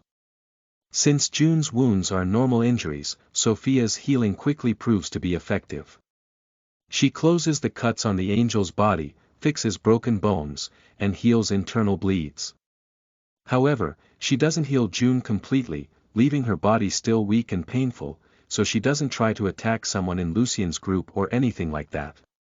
While Sophia heals June, Genevieve looks at Lucien with a disappointed and upset expression. It is evident that June was very tortured because her mind seems to be about to break. It was not him. Helena comments. He only tortures horrible people who deserve to be tortured. So. That demon. Genevieve is relieved that Lucien did not torture June, but she still is angry. Pride. Helena nods. She and Eve are going to do everything to protect their family. Can you blame them for what? Genevieve can't do that. Her people hate demons because the gods force them to be like that. Those wars only generate more enemies for them, and everything is the fault of the gods. As June begins to understand what is happening, Helena realizes that Lucien is gazing at her with a thoughtful expression. She knows that he has a lot of questions, mainly about Alexa, so she walks towards him. She passes him and walks over to a large tree about 100 meters from the stone table, which Rose had to rebuild after Wrath broke it. He follows Helena, and they sit under that tree. Even sitting, the difference in height between them is very significant, and she ends up looking like a kid. Lucien. She says hesitantly. I know you already promised to give this alliance a chance, but I'm concerned about. What is your relationship with Alexa? Is she your? He starts to speak. My granddaughter. Helena completes. Alexa is my granddaughter. Lucien really thought that. But now, he is even more curious about Helena's story. She can see that and begin to explain. Her eyes sparkle as she remembers her past more than 1,000 years ago. I was born into a great family, the Codnus house. My parents were famous warriors among our race and won many battles for the gods. It can be said that we were one of the 3 most powerful families in our world. But she makes a sad expression. We were never more than servants, or rather slaves. My parents died fighting demons in an impossible battle because a god was upset. That god was upset with my family because my parents died without winning that battle, so he destroyed my house and killed almost all members of my family. I was spared to be a better servant and clean up that shame. Lucien doesn't know if he is more angry or disgusted by the gods. But he remains silent to continue listening to Helena's story. After a pause, she continues. Time passed, but not my pain. I just didn't break at that time because I had a great friend who was always by my side. Agapius's uncle. Lucian asks. She nods. Yes, Atticus Corvus. He spent most of his time trying to cheer me up and motivate me. One day, I was tired of lamenting and accepted his proposal on training with a famous general. That general was a great warrior and wanted Atticus as his disciple. But Atticus only accepted that on the condition that I, too, would be that general's disciple. The General Crassus. Helena smiles when she speaks his name. He was really a great man. He not only taught Atticus and me to be better warriors, but he also taught us about honor and dignity. He was not trying to force us to think like him, but to think about what was right or not by our own. He did not see the world as black and white, he did not believe that one race had to be the enemy of another. And he did not fully believe in the gods. She explains. Helena smiles before continuing. Those were good years. Atticus and I learned a lot from General Crassus, and it was only after dozens of years that we found out that he had a son. But his son did not have a good relationship with him. Maxim Crassus was a skeptical young man. He felt that angels had to be totally loyal to the gods and were against his father's revolutionary ideas. She sighs. General Crassus was not a rebel. He continued to serve the gods obediently. He just made it clear that he did not like to judge others just because the gods did not like other races. He said that people should be responsible for their own actions and fight their own wars. Anyway, General Crassus was already very old, and his body had already reached its limit, that is, he would live much longer, so he started trying to make up with his son. Maxim did not hate his father, he was just afraid that the gods would find his father's ideas offensive and destroy their family just as they did with others, like mine. Helena speaks in a sad tone. The General Crassus was not doing well with his son, so. Helena smiles. Atticus was also an excellent man. He tried to approach Maxim to show him how his father was an incredible person. And as I was also very grateful to General Crassus, I also approached Maxim along with Atticus. Helena again pauses while she seems to be enjoying those memories. She smiles. Maxim was also a good man, and we became great friends. But over time, our relationship started to get complicated. I always knew that Atticus was in love with me. Helena makes a sorry look. I really wanted to be in love with him too, but I was still depressed by the loss of my family, and I didn't want to love another person and risk something bad happening to them. Lucian can see that Helena blames herself for that, so he gently taps her head. You can't force someone to like or dislike you, just like you can't force yourself to love someone. Helena slowly removes Lucian's hand from her head, but her lips seem to want to smile. I was very hesitant and weak. You have been through bad things too, but you do not deny affection to those who love you.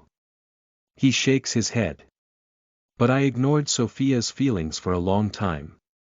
And now, instead of mourning my mistake, I'm trying my best to make up for her. I wish I had that option. She makes a sad expression. Anyway, Maxim also fell in love with me. As expected. Lucian thinks out loud. Then he smiles at her. I mean, you are so beautiful. She rolls her eyes. I was very confused because I didn't know how to deal with their feelings. We were great friends, but our relationship got more and more complicated. She smiles again. However, Atticus and Maxim were like brothers. They saw their rivalry as something cool and kept trying to conquer my heart as their friendship grew. Maxim's relationship with his father also started to improve. But one day, we were all summoned to a great war in another world by the water goddess. Helena sighs. The army created by our houses was incredible, and under the leadership of General Crassus, we easily defeated our enemies. Then her expression starts to vary between anger and sadness. It was then that it happened. The water goddess was a cruel woman and ordered us to destroy a whole race of demi-humans in that world. Those demi-humans posed no threat to anyone. They had started to evolve and become stronger when demons started to help them. But after we had defeated those demons and the strong warriors of that race, they had nothing but a poor world destroyed by the war. Still, the water goddess wanted to see even the last of them die. Helena shakes her head. But General Crassus was unable to do that. He refused to follow a direct order from a god. The water goddess got angry, needless to say. She didn't think for a second before attacking General Crassus with the intention of killing him. Helena's eyes sparkle while Lucian can't tell what kind of emotions she is feeling right now. It all happened very quickly, and when we realized it, General Crassus was still alive while Atticus's body was flying away after being hit by that cruel woman. At that moment, I realized that I loved Atticus and couldn't lose him. My already injured heart looked like it was going to break completely. A black tear runs out from Helena's right eye as she remembers the pain she felt that day. And Lucian can't help but be sad to see the poor little angel suffering. Then he again taps her hair and rests her head on his chest. Without saying anything, Lucian just tries to make Helena feel better, and she is really grateful for that pleasant heat of his touch. Chapter 436. The Sad Life of a Poor Angel, February 2nd, you are listening at novelfull.audio. About 1500 years ago, in an unknown medium world. Atticus is thrown back dozens of meters after receiving a slap on the face from the water goddess. Although he is a powerful sky realm warrior, she, who is on the peak of the immortal realm, can see his movements in slow motion. General Crassus, who is in the 6th layer of the immortal realm, could not even see the movements of the water goddess, making it clear that the difference between a god and an angel is huge. As soon as he sees his beloved disciple falling to the ground, General Crassus doesn't think twice before running towards the water goddess, already attacking with his sword. Whoosh, he moves incredibly fast, and water goddess doesn't seem to notice his movements, so he strikes towards her with all his strength. But General Crassus' sword is blocked by a translucent barrier of water. All strength of his attack is cancelled out by that strange barrier. Insolence. Even angry, the beauty of the water goddess is mesmerizing.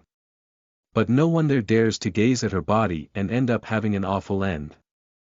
Before General Crassus can make any move, the water goddess makes a grabbing motion with her hand, and a big hand of water appears around the angel's body, already grabbing him. A white light appears around General Crassus' body when his protection treasure is activated, but even it, and his incredible armor, as well as anything else he tries, is ineffective against the power of that charming and frightening woman. Crack! The sound of his armor being crushed by that hand of water echoes across the battlefield, making angels and demi-humans tremble with fear. Father. While Helena runs towards Atticus, Maxim flies towards his father of that sinister woman. No. General Crassus yells at his son, making Maxim confused. The water goddess smiles at him as she continues slowly crushing his body. Oh, you look like a tough man. So why didn't you kill those animals as I ordered? It was not right. General Crassus finds it difficult to respond while his bones and organs are being destroyed. Maxim feels his world ruining while he sees his father suffering. He tried to change the old man for so long and is only now realizing that he was right all that time about the gods. Don't hurt him. Maxim begs the water goddess as he knows that trying to attack her will have no effect. He didn't do anything wrong. Nothing wrong. Ha ha ha. The water goddess starts to laugh sarcastically. Refuse to obey a direct command from a high goddess is an act of betrayal. He just didn't want to kill these poor people. Helena screams as she tries to stop the bleeding from Atticus's body. Then she points to many demi-humans trapped in cages. These people are no threat to us. Water goddess shakes her head with an expression of disappointment. Any race that does not submit to the gods must be destroyed. So she continues to crush General Crassus. Maxim can't continue seeing that brutal scene and runs towards them, already preparing an attack with all his power. But like Atticus, his movements are very slow in the eyes of the water goddess. Another hand of water appears and grabs Maxim's body beside his father. She shakes her head. Tisk, tsk. 3 rebel angels begging for punishment. Helena gets even more desperate as she sees the 3 most important people in her life suffering. She doesn't know what to do. The armies of houses Crassus, Corvus, and Caudinus also do not know what to do. They don't want to see their masters suffering like that, but they know that they will have the same end if they confront a god. Maxim screams as his bones are crushed by the water goddess. His father would die in silence if it was only about his pain, but his heart is destroyed as he sees the suffering of his son, in addition to the bad situation of Atticus and Helena, who are also like children for him. Atticus's situation is pretty bad, but Helena has to run towards the water goddess to try to prevent her from killing General Crassus and Maxim. She kneels in front of the goddess while tears run down her beautiful face. Please. Have mercy. They are loyal servants who have been fighting for the glory of the gods for many years. The water goddess looks at Helena with an expression of contempt. Who do you think you are to tell me what a loyal servant is? General Crassus and Maxim panic when they see that the goddess is mad at Helena. The situation looks pretty bad for them. The water goddess is famous for being ruthless and severe. No. General Crassus pleads as blood comes out of his mouth. Don't do that. You don't want to kill the leaders of 3 great houses.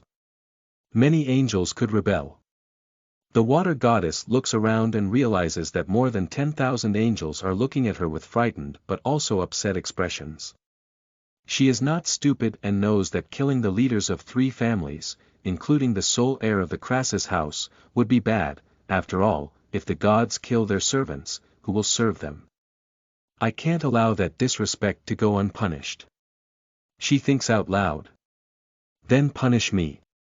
I was the only one to ignore your order. General Crassus begs. He doesn't regret going against that stupid order, but he can't bear to see his loved ones suffering because of his actions. The goddess shakes her head. Killing you is like killing a dirty insect, it means nothing. General Crassus looks at his son, Atticus, and Helena with a loving expression before looking at the goddess again. I'll do anything. Just don't hurt them. A cruel glow passes through the water goddess's eyes before she lets go of Maxim and his father. Then she smiles at him. I always wanted to see an angel cutting their own wings. What the hell? All the angels there feel a cold run down their spines when they hear those words. They can't imagine how bad General Crassus is feeling right now.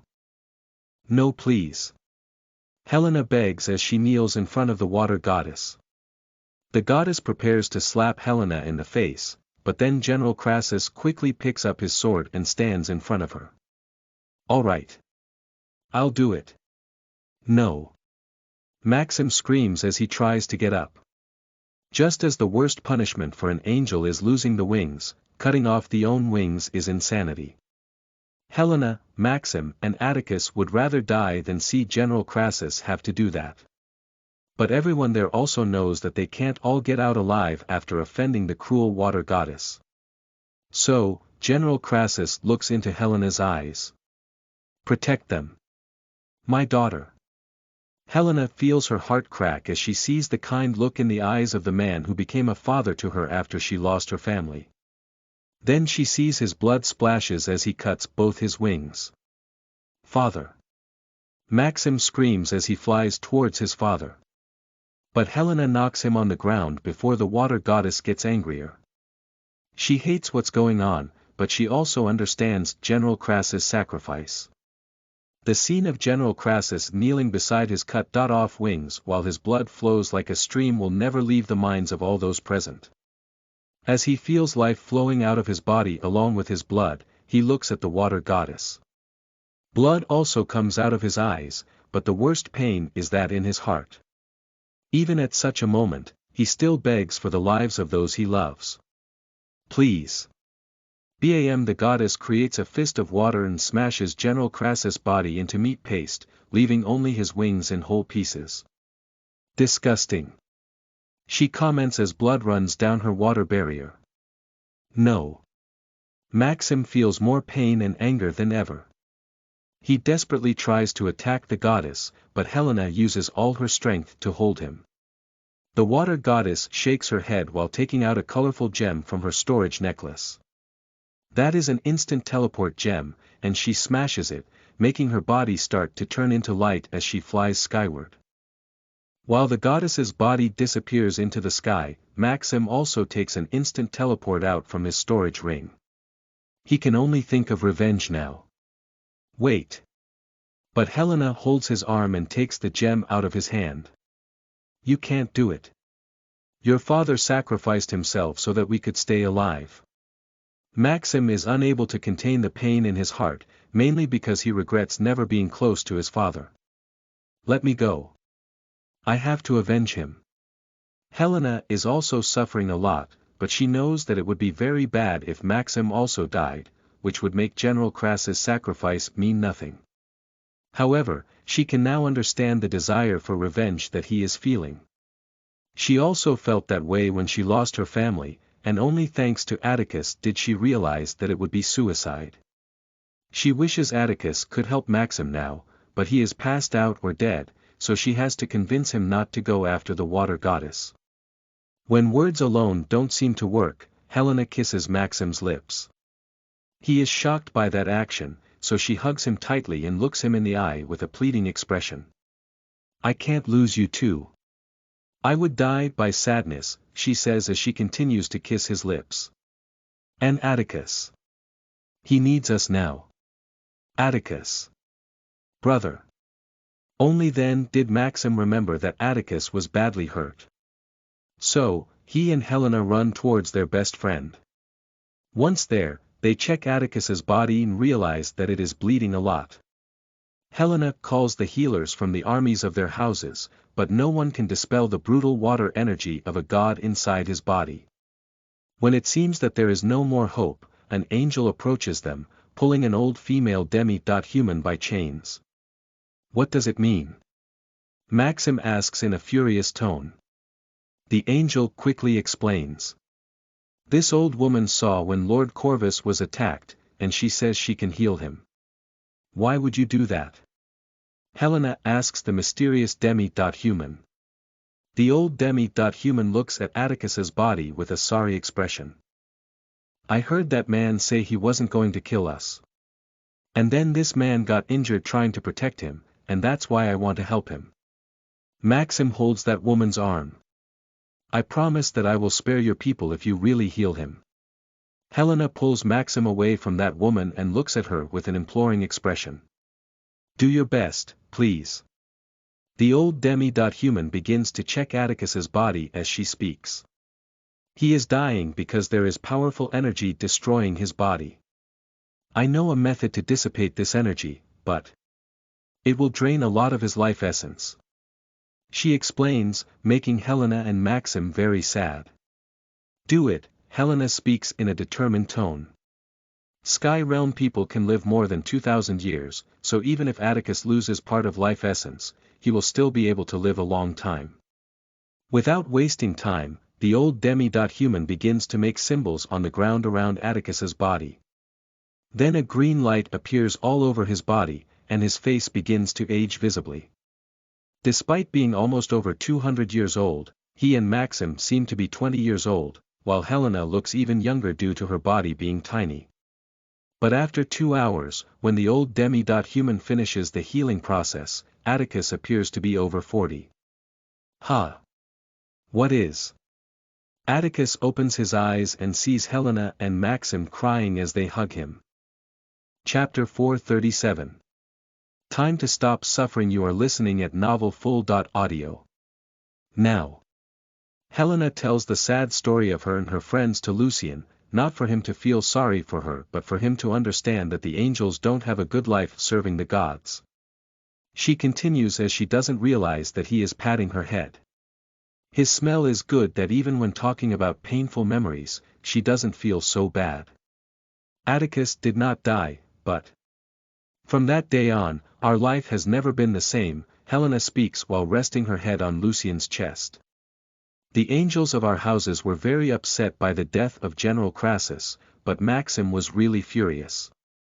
As soon as Atticus's life was out of danger, he again tried to go after the water goddess. Helena starts to fiddle with Lucian's shirt as she continues. We knew that Maxim would be killed or suffer worse punishment if he defied the gods, but his heart was being corrupted by regret and anger.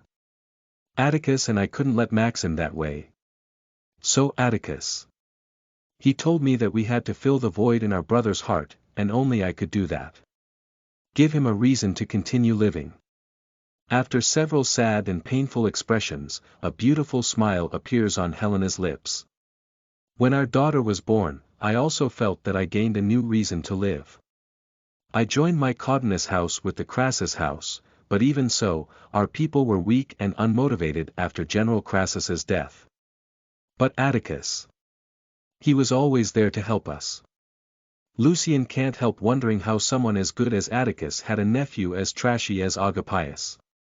Even he feels that he could be friends with that poor angel.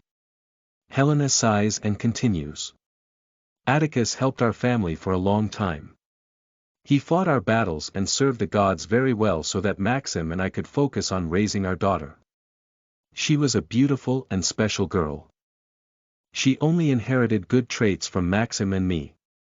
Still, in addition, she also inherited many traits from her grandfather, mainly his honorable and noble heart, as well as his revolutionary ideas. She was the best person I ever met. Helena speaks in a tone that is both happy and melancholy. Our life seemed perfect, until one day she discovered everything that happened to my family and General Crassus. Helena looks really sorry now, and Lucian can see that she blames herself for that. Then he continues to stroke her head. You wouldn't be able to hide the truth from her forever, and that wouldn't be fair to her, just like to those who died.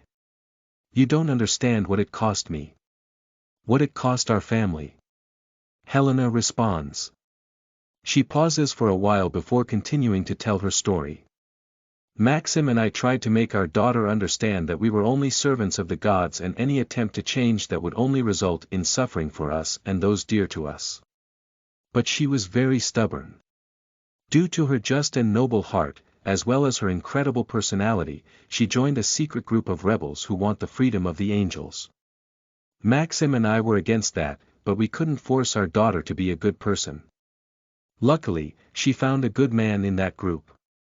We quickly agreed and even encouraged that realization because, in addition to being a noble-hearted rebel, that man was brilliant and knew that they couldn't just face the gods.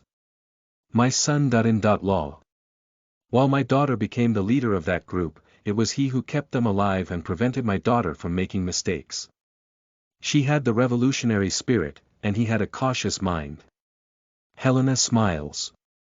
For a long time, things seemed to be going well, until someday. Some members of that rebel group refused to follow an order from a goddess. Helena's eyes shine with anger as she continues.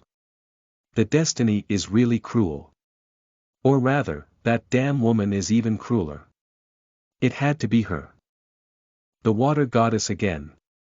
When my daughter found out that, she didn't think twice about trying to help those poor angels. But my son.in.law knew that they couldn't save their friends or they would all end up dead. He tried to stop her, but a man can't stop a determined woman, especially when he loves her. Tears start to fall from Helena's eyes again. Helena sighs and then moves her body a few inches away from Lucian. Well, then what I said earlier happened. My daughter and her husband were executed for treason, and I was turned into a fallen angel for begging for their life. And Maxim. He blamed me for the suffering we went through seeing our beloved daughter being killed by the water goddess. He said he would rather have died along with his father than live to have a daughter with me and watch her die. That woman just left us alive for us to suffer more. Helena grits her teeth when she talks about the water goddess, and Lucian is already very angry with that woman without even knowing her. He approaches his body to Helena's again. You said that your friend helped you escape. Was it Atticus? She nods. Yes, Atticus has always helped me. I'm sure he would have tried to defend my daughter as he did with General Crassus, but he didn't have that option. When he found out what had happened, he helped me to escape. He wanted me and Maxim to leave Chi together, but he... Helena pauses while making a sorry expression. Losing his beloved daughter just as she lost his father was too much for him. His heart and mind broke. She sighs and continues. That was the end for my daughter and her husband, but not for their family. They had a daughter. Little Alexa, just a young girl when all that shit happened. Then Helena smiles. When he failed to convince Maxim to come with me, Atticus wanted to be the one at my side. But I asked him to stay in Xia and take care of Alexa because she couldn't count on her grandfather for that. After that, I don't know what happened. I just kept running away as my heart and body slowly rotted. I don't even know how long it has been since that dark day. Lucian ignores Helena's attempts to move away from him and hugs her again. I can't imagine what kind of suffering you went through, and I also don't know what to say to comfort you, but... A strange glow passes through his eyes, which now shine purple and gold. One day, I will find that woman. The water goddess, and make her wish to die. But I will not give her that option. Helena rolls her eyes while give up trying to move their bodies away. I know how you like to help your women to get revenge. But I am not one of your women, and I have no interest in becoming one. Also, the water goddess is a high god. I didn't know how they were so powerful before, but after hearing the story about the phoenixes, I understood. She looks at him with a sad expression. Anyone who opposes the gods will suffer in the worst possible ways. I can't think of revenge while I still have a lot to lose. Alexa. Lucian thinks aloud while he understands Helena's fear. Yeah. She nods. I haven't seen her grow up, and I don't know what kind of person she is. But she's the only good thing left over from my shitty life. She was lucky to have Atticus at her side, and there was also an old companion of General Crassus. Lygia. She already took care of Alexa when she was just a baby, so I'm sure they took good care of her. But, Helena makes a sorry look. Yet, Alexa is proof that angels don't have a good life being slaves to the gods. Her family suffered a lot, and that suffering is part of her. Also, from what Genevieve said, Alexa doesn't want things to go on like this. She must have also inherited the revolutionary spirit of General Crassus. And things will not end well either. Unless she... Helena looks at Lucian with a thoughtful expression. Find powerful allies. Now that I think about it, maybe that mysterious woman. Maybe Alexa's destiny is to meet you. Lucian would have found it crazy that his mother would have planned for him to have allied angels before. But now, after hearing Helena's story, he has another vision about the angels, or rather, he doesn't want to judge an entire race as each person is someone different, regardless of what race they are. Lust also has several conflicting thoughts now. She knows that many angels adore the gods, but it also seems that they have no other option. Yet, she remains silent within Lucian's soul and lets him think on his own. He looks at Helena with a thoughtful expression. You seemed to hate me an hour ago, but now you are saying that I am your granddaughter's hope. Helena blushes as she looks away from Lucian. I didn't hate you. Stupid devil. Oh, really? He asks in a funny tone as he finds Helena's reaction adorable. Yes. She looks him in the eye again. I thought you were a villain because you have no honor and kindness in your heart. You do everything for those you love, even if it means burning worlds to ashes. But I now understand that your selfishness and brutal means could have kept my family alive. If my son-in-law were like you, he would let those people die and keep my daughter alive. Helena sighs again. Good people don't get anything good in this shitty universe. And I prefer that my granddaughter has a devil as her ally than good and noble people who will let her die or suffer worse punishment. Lucien understands Helena's thinking. Then he puts his hand on top of hers.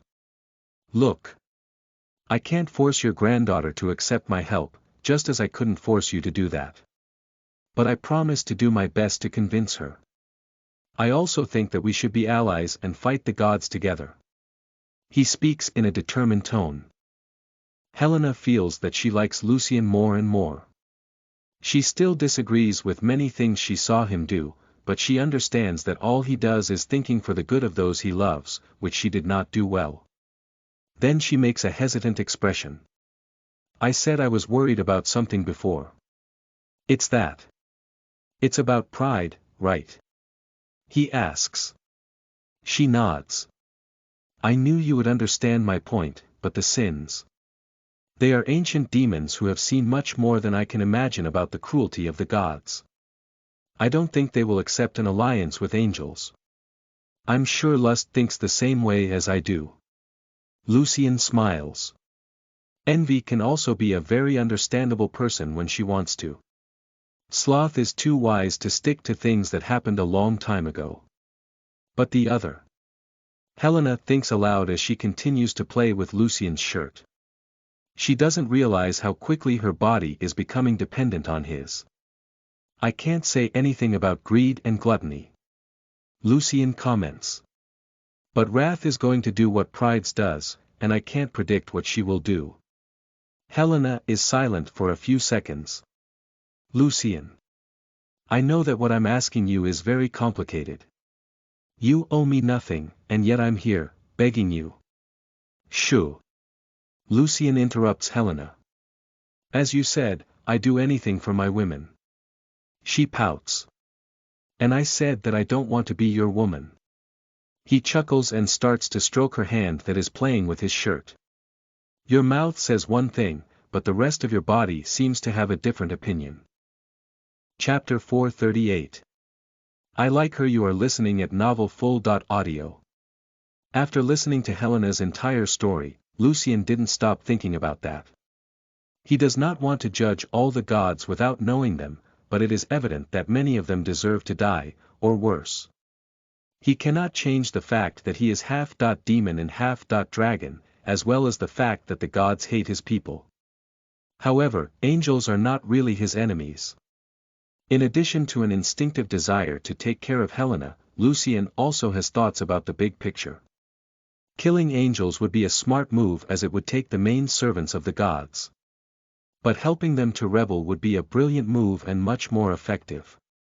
However, making an alliance between demons and angels cannot be so that easy. The fact that Alexa is Helena's granddaughter is a trump, but that doesn't solve all the problems. And thinking about how to proceed was how Lucien, his sisters, and Sin spent 3 days. Well, all the time he spent wondering about that, he also spent strengthening his wives and himself, of course. Just as he spent time alone with Oya and Co., Lucien paid special attention to all his wives in the purple world. He also trained his skills, mainly how to use his wives' mana, such as Rose's earth mana, Maggie's fire mana, and Amelia's spatial mana. Those 3 days were longer than a week due to the purple world, but it passed too quickly for Lucien. He and the others were concerned that Eve didn't get back as fast as they expected. On the afternoon of the 3rd day, Lucien started thinking about going to the moon, look for Eve and their sisters, but then Lust warned him about people approaching. The angels. He asks her. Louise and Sabrina. Lust quickly explains. Lucien smiles and warns the others. They wait for the girls, and after a few minutes, they arrive at their camp. Mom. Elsie runs to hug Louise while Sabrina also feels like running and hugging Lucien, but she doesn't do that because she is just one of his troops. While mother and daughter hug, Lucien approaches Sabrina and also embraces her, making the heart of the cute bear girl beat as fast as that of an excited rabbit. Master. She speaks in a loving tone while hugging him tightly. You did a great job, Sabrina. Lucien knows that it is almost cruel to send his troops on a mission where they stay away from him for a long time, but that was necessary. Sabrina doesn't speak anything and just enjoys Lucien's embrace.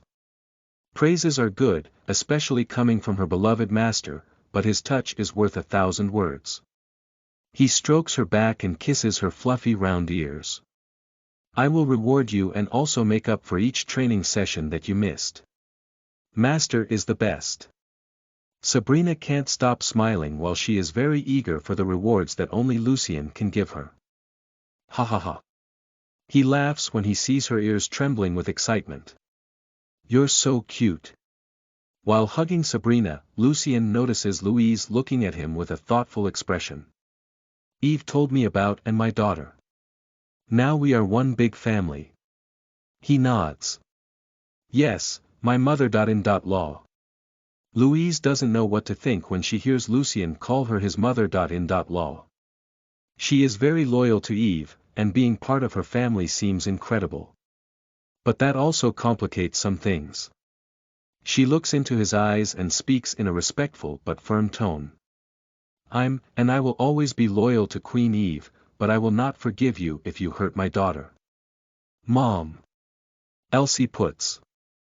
I wouldn't have married Lucien if he isn't so nice to me. Lucien nods at Louise.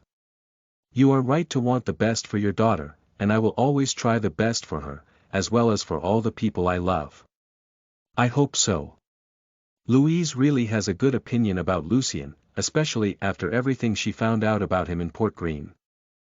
Yet, she can't help but be concerned about her daughter's future. He smiles at her while thinks of asking about Port Green's people, but then he feels Lust and the other girls get agitated. Did they arrive? He asks Lust out loud.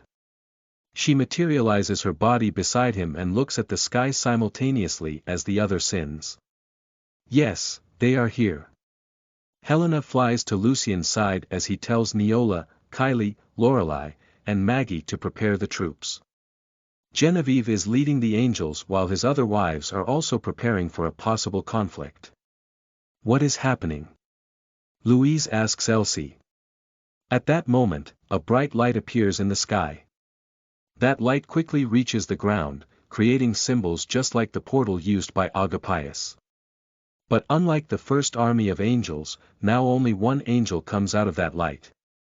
It's a beautiful woman with white hair and silver armor, which is much simpler than Agapius's shiny and luxurious armor. In addition to that woman's incredible beauty, Lucien also realizes that some of her facial features are similar to Helena's. He looks at her and realizes that her eyes are shining as she smiles, so he understands that angel is Alexa. Immortal Realm 5th Layer. Lust comments while making a concerned expression. Not only is Alexa stronger than she expected, but she also doesn't seem like a usual angel. As soon as Alexa notices the angels of Corvus House and Lucien's group, she does make an upset expression. Then from behind her, many winged angels start to emerge, all above the Earth realm, of course. Similar to the other angels, those angels also begin to make the barrier around the portal. That is a usual method when arriving in a new world. No one wants to be attacked while leaving the portal. The only difference from most other leaders is that Alexa always leaves the portal first to check the area and protect her troops from anything. Alexa's troops continue to leave the portal, totaling 2,000 soldiers. Despite the number considerably inferior to that of Agapius, that group is much superior to the expected. All angels alongside Alexa are winged.angels, meaning that not just are they all above the Earth realm, but in fact, most of them are in the sky realm or almost there. We can't win against them. Envy thinks out loud. Sloth nods. We couldn't even if Pride was here. Wrath grits her teeth while feeling so weak. Although that situation is totally unfair and unexpected, she feels that she should be much stronger, or at least enough for them to have a chance. Lust quickly speaks in Lucien's mind. We cannot fight an army so strong yet. You have to make the alliance or at least not let a direct conflict happen. At that moment, while both groups look at each other, Alexa's stern look meets Lucien's confident eyes. She quickly notices the huge difference between their power levels, but somehow, she feels that he is dangerous. I'll make it works. He responds to lust. Interesting. Alexa also notices the cursed sword in Lucien's scabbard. Without Lucien needing to say anything, Angela quickly creates a floating platform below their feet while his wives stand beside him, except for a few remaining with the troops to lead them if a battle happens. Angela slowly moves the floating platform into the sky, towards the barrier, while Helena stays behind Lucien. For some reason, she is ashamed and embarrassed to meet her granddaughter. Behind the barrier, two female angels approach Alexa while the others get information behind her. One of them starts reporting. General Corvus's army appears to have surrendered. Their numbers are slightly smaller, possible casualties from a battle. The other angel continues. Genevieve is with the surviving angels, but there is no sign of the other three captains of our house. We must assume that they were killed or ran away. There is also no sign of General Corvus. The first angel continues. This strange mixed people is with demons. The strongest of them are almost in the Middle Earth realm, while the majority are in the mortal realm. They pose no threat to us. Those two women are Alexa's main advisors after Lygia, but for the first time, she doesn't agree with their report at all. She gazes at Lucien and his girls while thinking aloud. These demons. They are not as simple as they appear. Or how could they make the Corvus House army surrender? Those two angels make thoughtful expressions. It makes sense, my lady. But even if I continue to analyze them, I don't find anything exceptional. Maybe they had help. Alexa shakes her head. They were waiting for us. And they don't look like people who need help. In fact, that guy looks very confident. Foolish arrogance. The second angel comments, but then she looks at Lucien and realizes that she has never seen a more handsome man before. In fact, all eyes go to him as soon as they notice him. On the ground, Genevieve is very scared and ashamed as she sees Alexa. She doesn't regret surrendering to save her life, but she knows that her family is too proud, and they will probably never accept her again. She also doesn't know what to expect from Lucien, but standing still seems even worse. So, she flies towards them to explain the situation to Alexa and try to help them make an alliance.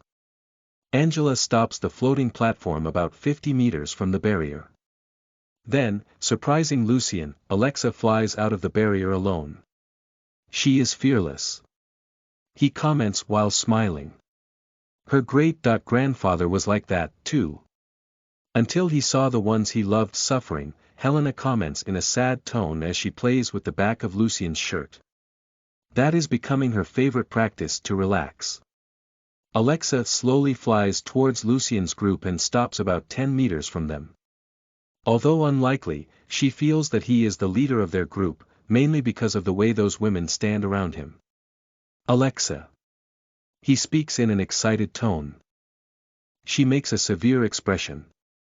Do you know who I am, demon? Who told you about me? Was it that useless worm? Or the traitors of my house? Lucien makes a fake thoughtful expression. Do you mean Agapius?